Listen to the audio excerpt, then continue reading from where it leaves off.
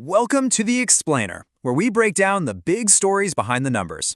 Today, we are diving deep into Goldman Sachs because they just had a record-breaking year that's doing more than just making headlines. It's reshaping the future of finance.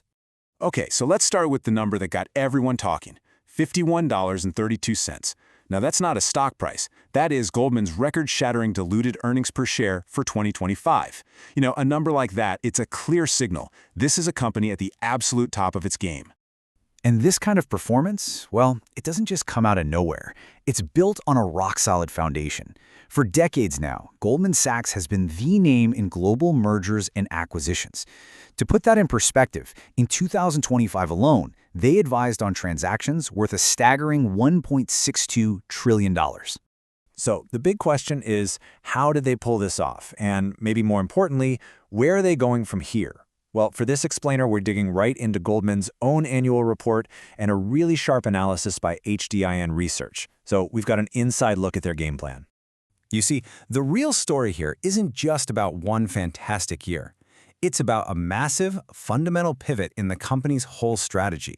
They're making a deliberate move away from the wild, unpredictable swings of the market and towards something much, much more stable. And to really get this shift, you've got to look under the hood. The firm is basically built on these three core pillars. But what's fascinating is how the balance of power between them is being completely re-engineered to drive this new, more stable future. And this chart, wow, it tells a huge part of the story. Sure, global banking and markets is still the heavyweight champ, right? It's bringing in over 70% of their almost $60 billion in revenue. But look closer. The real action, the place where the firm is betting its future, is on that other slice, asset and wealth management. That's where the transformation is really happening. This slide just nails it. Think about it like this. Goldman is consciously stepping off the thrilling but kind of scary roller coaster of market making and trading. And instead, they're getting on a steady, reliable bullet train of fee-based income from managing other people's money. It's a game-changing shift from high-stakes bets to long-term reliability. And if you want proof, look no further than this number. $3.61 trillion. That's how much the Asset and Wealth Management Division now oversees for its clients. That isn't just a record, it's a massive foundation for generating consistent, predictable fees year in and year out. It basically insulates the firm from all that market chaos.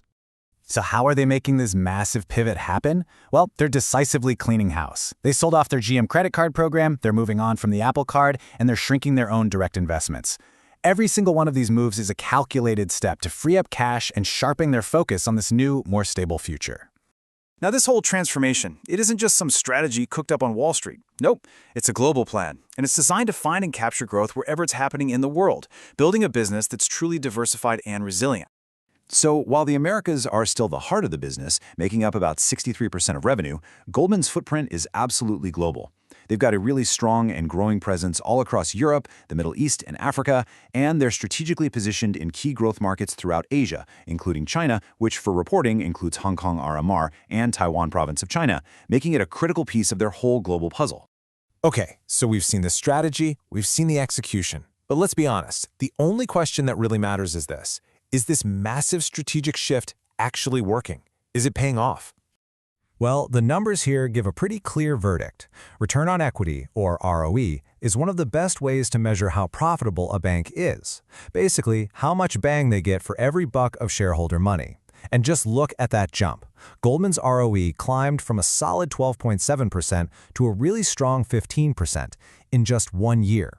This strategy? It's not just a plan on paper, it's delivering some seriously impressive results. This quote from the HDIN Research analysis just hits the nail on the head. By moving to what they call a light asset model, which means relying less on their own money and more on managing other people's, Goldman is building a leaner, more efficient machine. One that's designed to deliver consistent, steady returns for its shareholders no matter what the markets are doing.